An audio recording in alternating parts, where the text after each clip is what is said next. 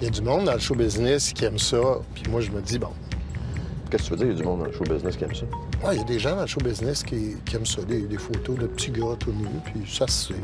Mais quand tu dis il y en a, t'en as entendu parler? T'es déjà Ouais, vu c'est ça. photos? J'ai pas vu les photos. OK. C'est des rumeurs. C'est des rumeurs, tu sais. Des rumeurs, tu peux pas... Voici le scandale qui a bouleversé tout le Québec. Moi, ça va, mon livre. Oh, t'es un bon gérant. Après avoir ouvert un magasin de disques à Alma à l'âge de 22 ans, Guy Cloutier découvre en 1971 un jeune artiste à la voix d'or, René Simard.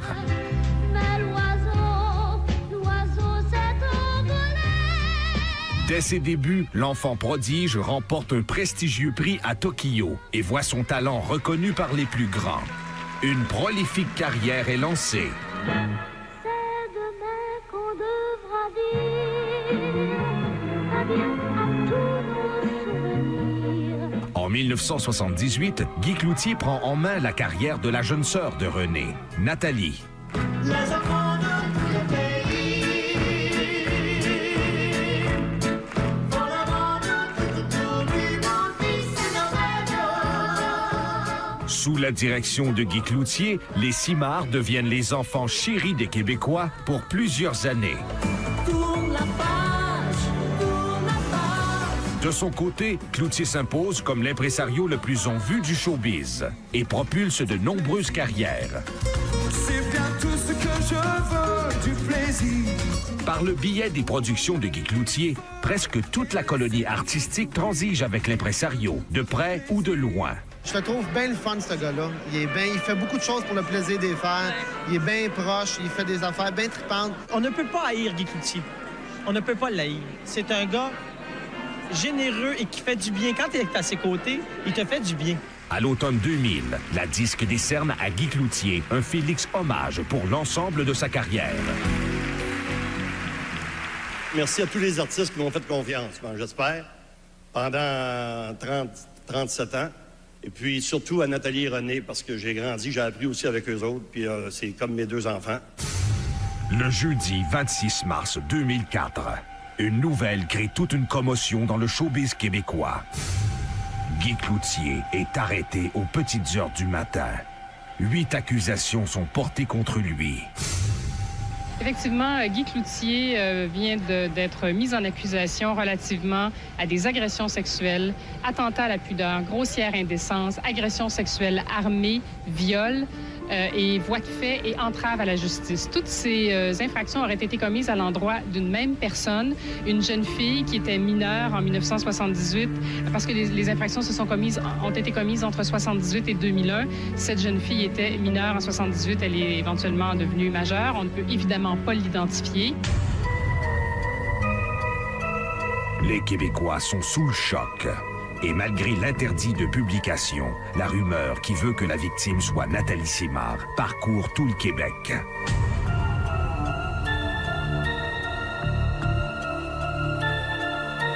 Lors d'une brève comparution le jour de son arrestation, l'impresario plaide non coupable. Mais l'histoire prend un tournant inattendu lorsque Guy Cloutier se présente de nouveau en cour pour connaître la date de son enquête préliminaire. Guy Cloutier a pris tout le monde par surprise ce matin, à commencer par les nombreux médias qui l'attendaient au Palais de justice de Montréal. Il a plaidé coupable à 5 accusations de nature sexuelle. Ce jour-là, on apprend qu'une deuxième victime a été abusée. Une personne dont on ne spécifie pas le sexe et qui veut garder l'anonymat. Je regrette profondément tout le mal que j'ai fait. Je reconnais mes torts. J'ai plaidé coupable. Et puis, comme vous savez, maintenant, mon sort est entre les mains du juge. Fait que je le regrette de tout mon cœur.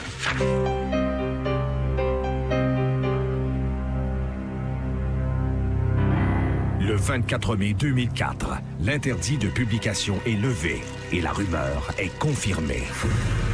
Une des deux victimes est bel et bien Nathalie Simard. Guy Cloutier aurait abusé d'elle depuis qu'elle a 11 ans.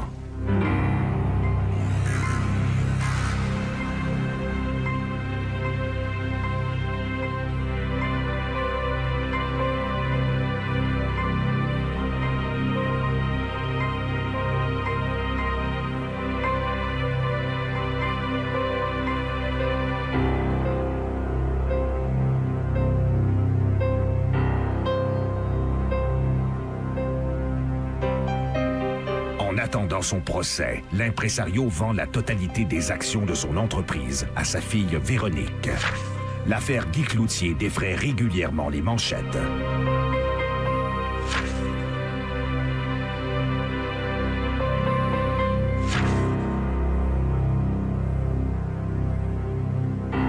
Le 17 novembre 2004, Guy Cloutier revient en cour pour connaître sa sentence. Au terme de l'affaire juridique la plus médiatisée de l'histoire du Québec, le juge condamne Guy Cloutier à une peine d'emprisonnement de 42 mois.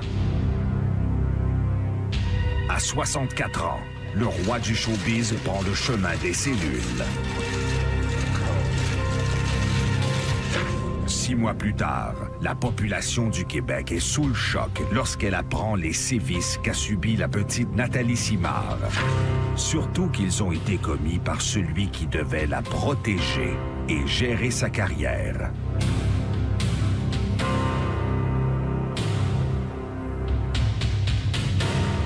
René, depuis le décembre dernier, ton ancien gérant Guy Cloutier, avec qui tu as travaillé pendant plus d'une vingtaine d'années, il purge actuellement une peine de 42 mois de prison pour avoir agressé sexuellement 2 mineurs pendant des années. Toi, tu le connais depuis longtemps. As-tu de la compassion pour lui? J'ai toujours cru aux grandes forces d'un être humain. Qui dit être humain, dit également grande faiblesse. J'éprouve pour Guy Cloutier une profonde pitié. Et pour moi, la pitié est un des pires sentiments qu'on peut avoir pour quelqu'un d'autre. Est-ce que tu lui as parlé récemment? Non. Vas-tu aller le voir en prison? Non. Il y a eu 3 ans et demi de prison. Est-ce que tu trouves que sa sentence est juste? Oui. Oui, mais en même temps, il faut se rappeler qu'il fait subir cette sentence-là à ses 2 filles, Véro, Stéphanie, Jo, sa femme, et le reste de sa famille. Et ça, je pense qu'il faut le considérer également. Maintenant, Guy, si tu me permets, j'aimerais qu'on arrête peut-être de parler de ce sujet-là, parce que ça a été pour moi très, très difficile à vivre en 2004. Non seulement pour moi, mais pour ma famille également. Et c'est la première fois que j'en parle dans les médias, et c'est la dernière fois. À Champs-Lévis, nous sommes 100% désolés d'avoir tout bousillé le plan de marketing de René Angélil en annonçant 50 autos sa relation avec Céline Dion.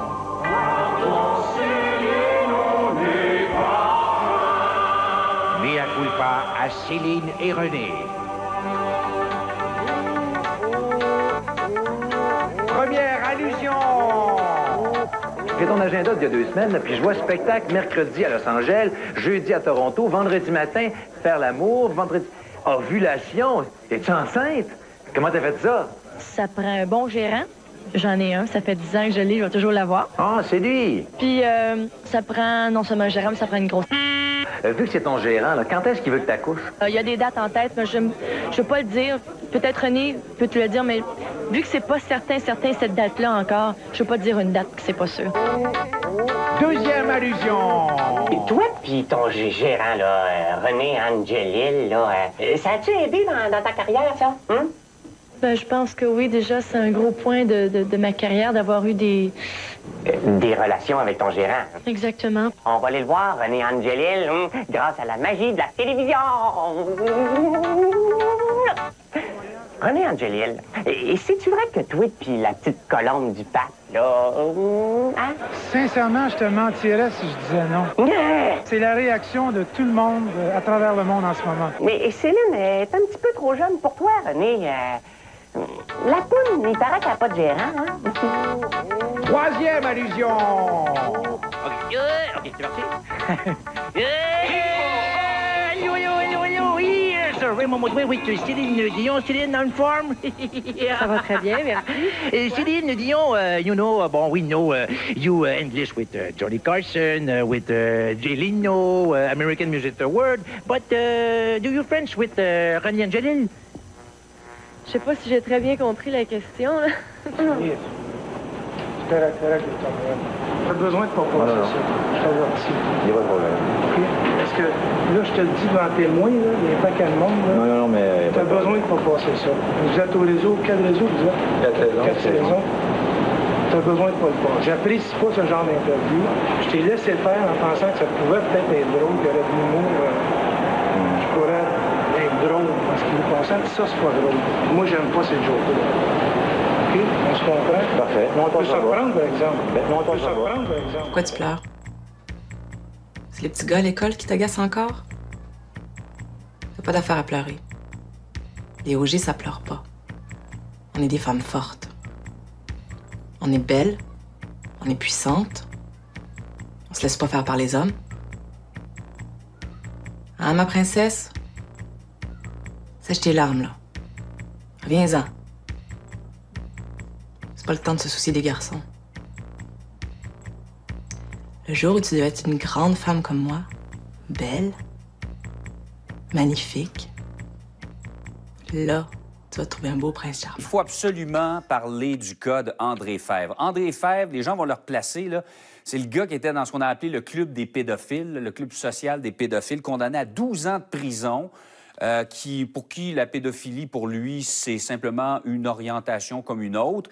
Et il a bénéficié des largesses de la Commission des libérations conditionnelles. Et dès qu'on lui a laissé un peu de corde, on l'a retrouvé près à une crèmerie l'été dernier, qui était tout près d'une garderie, alors qu'il doit éviter de fréquenter les lieux où sont des enfants. C'est inconcevable. Il y a 75 ans. On l'appelle l'apôtre de la pédophilie. C'est pas rien. Et il continue à maintenir le même discours. Et oui, tu as raison. On a raison de le soulever, la question de la libération conditionnelle. Ça fait des années que je dis, il va falloir qu'on revise cette loi-là. C'est une loi fédérale.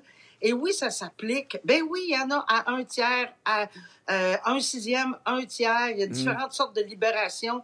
On révoque, parce que dans son cas, on l'a révoqué, la libération conditionnelle, parce qu'évidemment, il suit pas les conditions, il veut rien savoir. Est-ce que ça peut être plus clair, là? Il y croit pas, il trouve que ces conditions, c'est cruel. On y a mis bien trop de conditions à cet individu-là dans les circonstances. C'est incroyable, c'est déplorable de voir qu'on est rendu là. Et cet individu-là, non, ne devrait pas être en liberté d'aucune façon. Et s'il l'est, il faut qu'il soit extrêmement surveillé. Ça nous rassure un peu parce que je vois comment ce gars-là se comporte. Il dit que pour lui, les programmes correctionnels, c'est du lavage de cerveau, qu'il n'y a rien de mal à aimer des enfants et que ces conditions sont impossibles à respecter parce que des enfants, il y en a partout. Alors vraiment, mais au moins, en tout cas, on voit qu'on a quand même l'œil dessus, qu'on peut réagir pour éviter qu'ils s'en prennent à d'autres enfants. Oui, puis il ne faut pas le laisser aller non plus. Oh non. Hey, merci, Nicole. On se reparle la semaine prochaine. Merci. Salut. Au revoir. Le président par intérim de la Commission des droits de la personne et des droits de la jeunesse, Camille Picard, a démissionné de ses fonctions jeudi après qu'une allégation d'agression sexuelle sur un mineur ait été mise au jour. La ministre de la Justice, Stéphanie Vallée, a confirmé la nouvelle quelques heures après la parution de l'article du quotidien La Presse, révélant qu'il a fait l'objet d'une enquête du service de police de la ville de Québec. En plus de son poste de président par intérim, Camille Picard a démissionné de son poste de vice-président de la commission. Les gestes reprochés se seraient déroulés dans les années 1980. En 2010, Camille Picard aurait payé 50 000 $ dans le cadre d'un règlement à l'amiable confidentiel sans reconnaître sa culpabilité. Il n'a jamais été accusé dans ce dossier.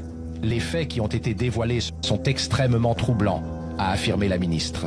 Malgré 3 enquêtes de la Sûreté du Québec pour son habilitation sécuritaire avant d'être nommé à divers postes, le gouvernement n'a pas été avisé des faits reprochés à Camille Picard.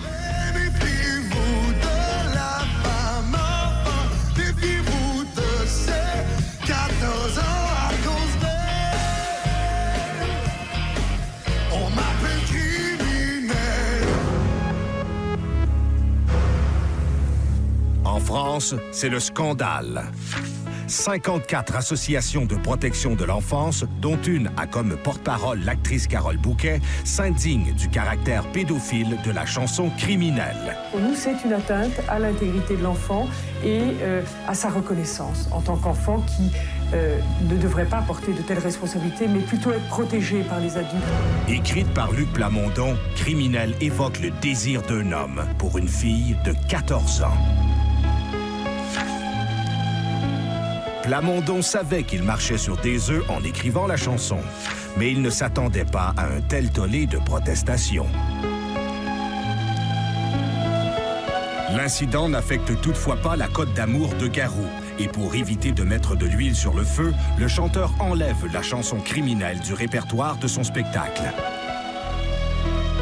Félix Séguin est avec nous. Félix est en lien avec des crimes de nature sexuelle. Oui, et il fait face, ce producteur québécois, à 5 accusations. Donc, une d'agression sexuelle, une d'attouchement sexuel, une de production de matériel pornographique juvénile, une de possession de matériel pornographique juvénile et l'autre de voie de fait. Ces accusations sont tombées cet avant-midi au Palais de justice de Montréal contre l'un des producteurs les plus connus de la province, à l'origine de grands succès d'écoute télévisuelle comme Tout le monde en parle, Un gars, une fille, d'autres émissions aussi bien connues. Il était avantageusement connu dans toute la scène artistique, dans tout le monde télévisuel, et maintenant, on apprend que ces accusations graves pèsent contre lui. Ces événements seraient survenus entre 2018 et 2020. Oui, tout un choc dans le milieu. On va y revenir, évidemment, à 17h. Merci beaucoup, Félix. Quelles sont vos intentions devant la Cour, M. Boisclair, aujourd'hui? Pourquoi vous êtes ici? Qu'est-ce que vous avez négocié, M. Boisclair? M. Boisclair, vous avez failli être premier ministre du Québec, et voilà que vous risquez la prison. Vous avez failli être premier ministre du Québec, et maintenant, vous risquez la prison. Quelle est votre réaction, M. Boisclair? M. Boisclair, mais qu'est-ce que vous avez fait aux victimes alléguées? Qu'est-ce que vous avez fait aux victimes alléguées, M. Boisclair?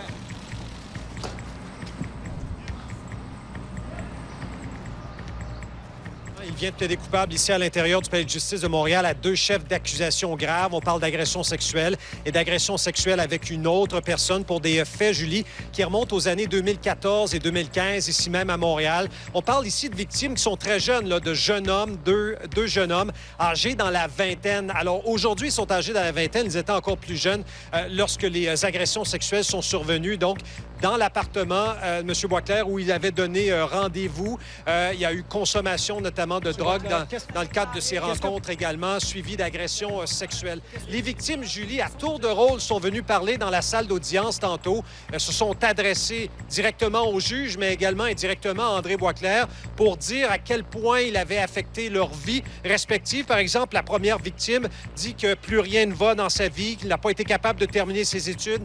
Il parle de perte de confiance, de troubles d'anxiété, de problèmes d'estime de soi. Et surtout, il dit que j'admirais André Boisclair comme homme politique.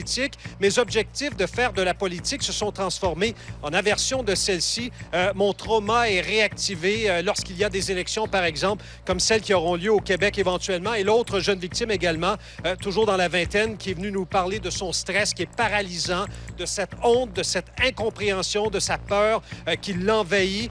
Beaucoup de difficultés également dans sa vie intime, très difficulté à s'ouvrir sur les autres. Il dit qu'il est marqué à vie et que son corps se souvient qu'il ne méritait pas ce qu'André Boisclair lui a fait subir il y a quelques années. Un scandale sexuel éclabousse une star de la vieille capitale. Animateur de radio à Québec à la fin des années 60, Robert Gillet travaille pour la télévision de Radio-Canada dans les années 70 et 80. Bonsoir, mesdames et messieurs, ça va bien? Vous avez passé une belle semaine?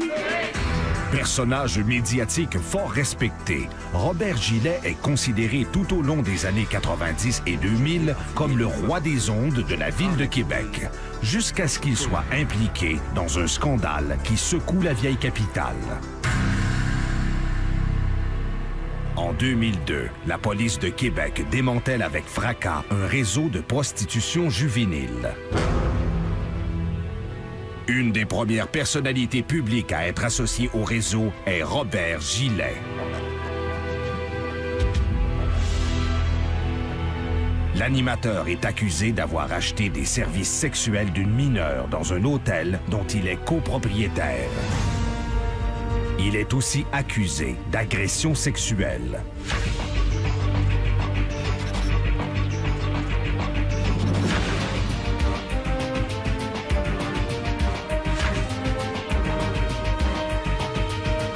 Durant tout le procès, le tapage médiatique est retentissant.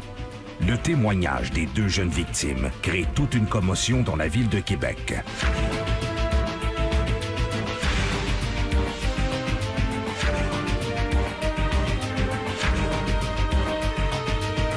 Après 15 mois de procès, le verdict tombe. Robert Gillet est reconnu coupable d'avoir obtenu des services sexuels rétribués par une jeune prostituée de 17 ans. Il est acquitté des accusations d'agression sexuelle. Robert Gillet est condamné à une peine de 30 jours d'emprisonnement avec sursis, assorti d'une 40aine d'heures de travaux communautaires.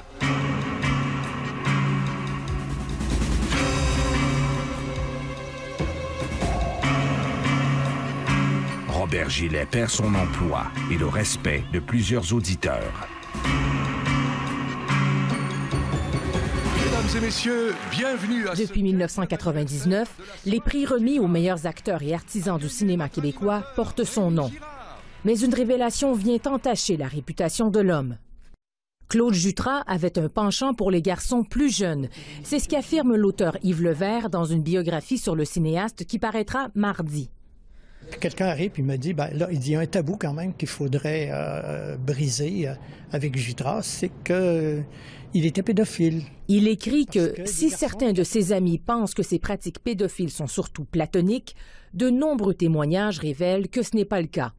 Personne n'a jamais porté plainte. Québec Cinéma, organisateur de la soirée des prix Jutras, ainsi que la ministre de la Culture du Québec, ne sont pas prêts à condamner le cinéaste. Pour l'instant, on est vraiment dans les allégations, donc prudence, prudence, prudence. Claude était très honnête dans ses films. C'est très clair. Paul Baillargeon, qui a réalisé un documentaire sur Claude Jutras, est à la fois triste et fâché. Son ami n'est pas là pour se défendre, mais il n'a jamais caché son attirance envers les garçons. Qu'il le dit dans un de ses films de façon extrêmement claire. J'aime les garçons. Pas j'aime les hommes de 40 ans. Est-ce qu'on peut lui retirer son affection comme ça? Je suis pas capable de faire ça. Edgar Fruitier a écopé d'une peine de 6 mois pour avoir agressé sexuellement un adolescent dans les années 1970. En mars, l'ordonnance de non-publication sur l'identité de la victime a été levée et on a appris qu'il s'agissait de Jean-René Tétrault, aujourd'hui âgé de 62 ans. En solidarité avec M. Tétrault, qui a dénoncé son agresseur, Serge Denoncourt a écrit un texte percutant dans lequel il déplore comment M. Fruitier a été protégé par le milieu, et ce, depuis longtemps. Du même souffle, il confie avoir été lui aussi une des victimes d'Edgar Fruitier. Il raconte « En 1984, j'étais un jeune acteur et je partageais une loge avec Edgar. La production avait pensé que ce serait rigolo de nous faire cohabiter dans une pièce minuscule, en porte close. Dans une loge où je m'habillais et me déshabillais chaque jour, parfois 2 fois par jour, pendant 6 semaines. Rapidement, j'ai subi les attouchements, les harcèlements, les tripotages insistants et fougueux de M. Fruitier, dans ma loge, seul avec lui. Confiant n'en retenir aucune séquelle ni aucun traumatisme, il se désole que même à l'époque, après avoir décidé d'en parler à des gens autour de lui, les confidences aient été balayées du revers de la main, se faisant dire qu'Edgar a toujours été comme ça. Il se dit troublé lorsqu'il pense à Jean-René Tétrault et à tous les autres qui auraient subi des attouchements de la part de M. Fruitier, qui, contrairement à lui, en ont gardé un souvenir douloureux. Il avoue aussi ressentir un profond malaise en lisant les commentaires sur les réseaux sociaux qui défendent l'homme de 91 ans et qui crient à une sentence démesurée en raison de son âge ou même à de l'homophobie de la part du juge. Le texte de Serge Denoncourt a rapidement fait le tour des réseaux sociaux. De nombreux lecteurs se sont empressés de partager ces mots que plusieurs ont jugés bouleversants. Parce qu'on sait, Edgar Fruitier a pris la décision avec son avocat de contester sa sentence de 6 mois de prison pour des crimes sexuels à l'égard d'un adolescent, là, un jeune de 15 ans à l'époque. On sait que ça remonte dans les années 70, où il avait pris les parties génitales de l'adolescent. Edgar Fruitier, condamné à 6 mois de prison, a rapidement été libéré de la prison parce qu'il porte cette cause en appel. Ce qu'on a appris ce matin très tôt, Mario, ici à la cour d'appel, c'est que son avocat a demandé rapidement un report de la cause Pourquoi? Parce qu'il y a un neurologue, il y a une lettre d'un neurologue qui a été déposée devant le tribunal, le plus haut tribunal du Québec, faisant état effectivement de la détérioration de la santé mentale d'Edgar Fruitier. On parle notamment, Mario, de problèmes cognitifs, de perte de mémoire. Ça s'apparente vraiment à la maladie d'Alzheimer. On dit qu'Edgar Fruitier vit chez lui en ce moment, dans son sol, très peu de contact avec l'extérieur. J'ai le grand plaisir de vous présenter, ça va tous vous faire plaisir, Gilda.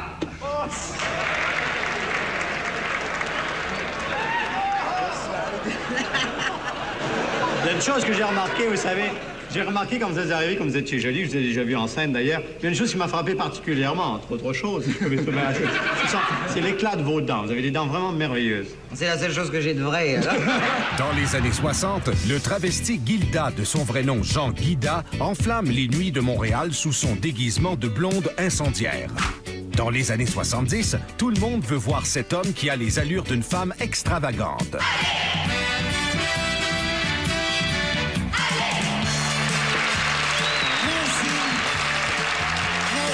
Bonsoir, mes enfants chéris. Osée et libertine, Gilda semble se plaire à amuser son public. Mais sous ce beau maquillage se cache une histoire amoureuse troublante. Un jour, Jean Guida rencontre à San Francisco Nick, un jeune garçon qui tombe en amour avec le personnage de Gilda. Au lieu de lui révéler sa véritable identité d'homme, Jean s'amuse avec lui. Mais ce petit jeu s'avère dangereux. Guida tombe aussi amoureux de ce jeune garçon.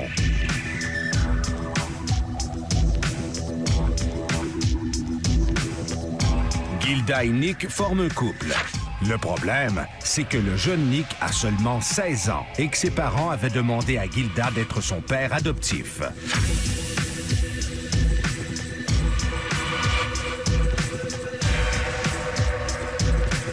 Gilda se tire bien d'affaire. Aucune accusation n'est portée contre lui. Un scandale d'agression sexuelle.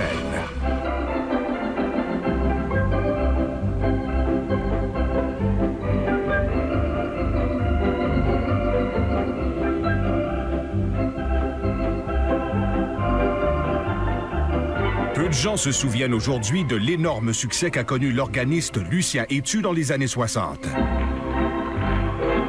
Pourtant, avec des ventes de plus d'1 million de disques, il a toutes les raisons de se retrouver au panthéon des grands de la musique d'ici. Mais ce n'est pas le cas, et en voici peut-être l'explication. Après son grand succès, Lucien Hétu sombre dans l'oubli dans les années 70. Les années de vache maigre qui s'ensuivent obligent l'organiste à donner des leçons de piano à sa résidence de Laval. C'est là qu'il commet des crimes de nature sexuelle à l'endroit de 3 jeunes garçons âgés de moins de 14 ans.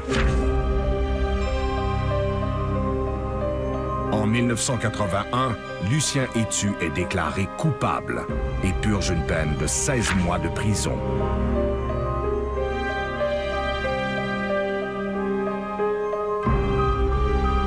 À partir de ce jour, on n'entendra presque plus jamais parler du roi de la musique instrumentale. Alors, Paul Cagelet, donc c'est un comédien qui a joué dans plusieurs films et séries à la télé.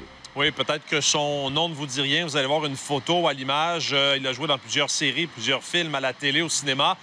Paul Cagelet a été accusé de possession de pornographie juvénile et d'avoir accédé à de la pornographie juvénile. Accusation pour lesquelles, ce matin, au Palais de justice de Montréal, il a plaidé coupable. Il s'est présenté devant la juge. En fait, en arrivant au Palais de justice de Montréal, il avait des lunettes soleil avec une casquette enfoncée sur la tête et en quittant, il avait le même accoutrement et était caché là, par une personne qui l'accompagnait. Donc, ces événements-là pour lesquels il a plaidé coupable se sont produits entre juillet 2015 et novembre 2016. 2016. Il a téléversé des vidéos sur un site s'apparentant à YouTube, un site de vidéos en ligne. Et l'adresse IP est apparue sur le radar d'un organisme américain pour la protection des enfants. Et comme c'était une adresse canadienne, ça a été référé à la GRC. Comme ça venait de Montréal, c'est le SPVM qui a mené l'enquête. Rapidement, ça a mené à des perquisitions chez le comédien Paul Cagelet. Il a plaidé coupable donc à ces 2 accusations. Depuis son arrestation, son avocat nous a dit qu'il a suivi une thérapie, que ça va bien. Du côté donc de la couronne, on a présenté le fait qu'il y avait eu plus de 30 000 photos, 38 000 photos retrouvées dans son ordinateur, 290 vidéos également. On peut écouter la procureure aux poursuites suivie de l'avocat de Paul Cagelet. Il s'agissait d'enfants, de petits bébés jusqu'à des adolescents. Il y avait des actes sexuels entre eux, il y avait des actes sexuels avec des adultes. Du sadomasochisme aussi. Il y avait également du sadomasochisme, oui. Dès le début, il a exprimé des regrets. Il regrette toutes ses actions. Il regrette, dès le début, il a exprimé ça. Il est rentré en thérapie pas mal dès qu'il est sorti de prison la première fois. Il est rentré en thérapie, une thérapie qui va bien. C'est un monsieur, également, là, il faut comprendre que bien après qu'une sentence soit imposée, là, ce monsieur-là, il a tout perdu. Il a perdu sa carrière, il a perdu son métier, il a perdu des amis. Il est passible d'une peine minimum d'emprisonnement d'1 année, mais là, il y a un rapport présententiel psychosexuel qui doit être confectionné. Donc, il recevra sa sentence un peu plus tard cette année. Bon, hey, j'ai tes photos, hein? Ah, ben j'espère bien que t'as mes photos, c'est pour ça que je suis ici. J'ai assez hâte que tu les vois. Je suis pas mal content du résultat. Ah, hey, félicitations! Là, j'ai pas de mérite, là. Tes petits-enfants sont tellement photogéniques. Ça ne veut pas nécessairement dire que dans son cas, justement, qu'on parle de pornographie juvénile, ça ne veut pas nécessairement dire que c'était face à des jeunes bébés ou des jeunes enfants. Ça pouvait être la majorité des photos ou la totalité des photos pouvait être simplement axée sur des adolescents de 15, 16, 17 ans. La liberté d'expression et le respect sont mariés ensemble. Moi, j'ai envie de faire une caricature. J'ai le droit de le faire. Quand tu sais que tu vas blesser une personne, pourquoi tu vas les blesser?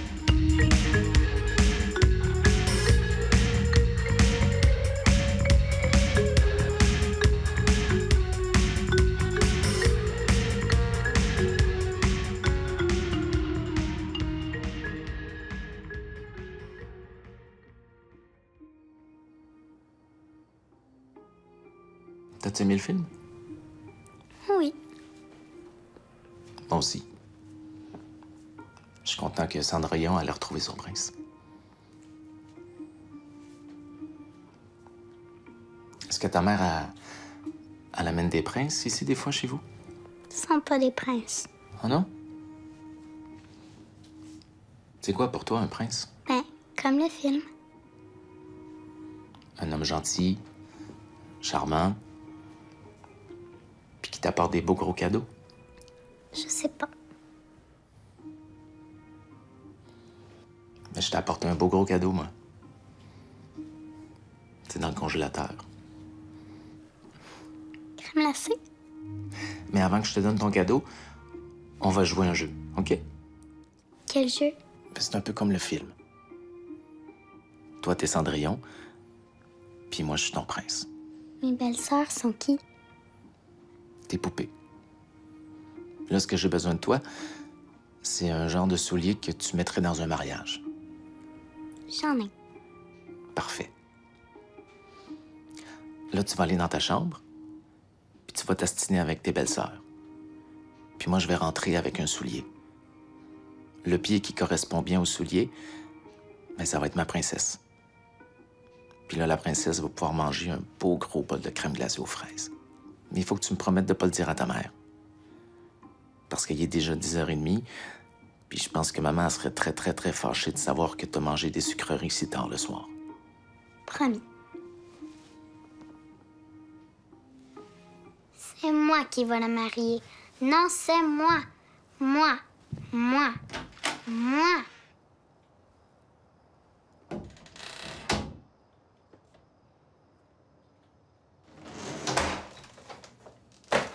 Désolée, je suis en retard.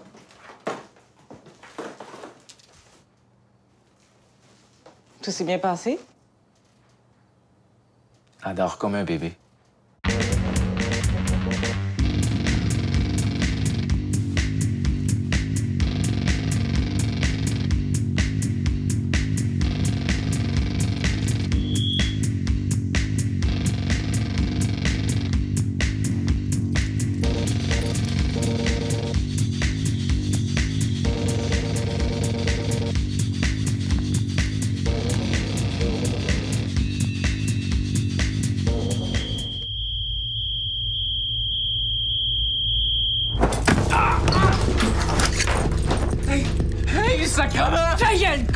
mal. Talia, à genoux. Non, mais... Faites, arrêtez! Je peux tout vous donner si vous voulez, là.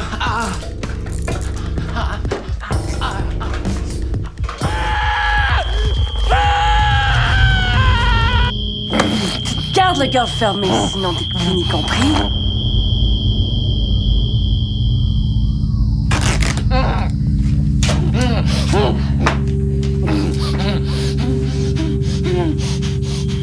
C'est comme ça que ça se finit ton histoire.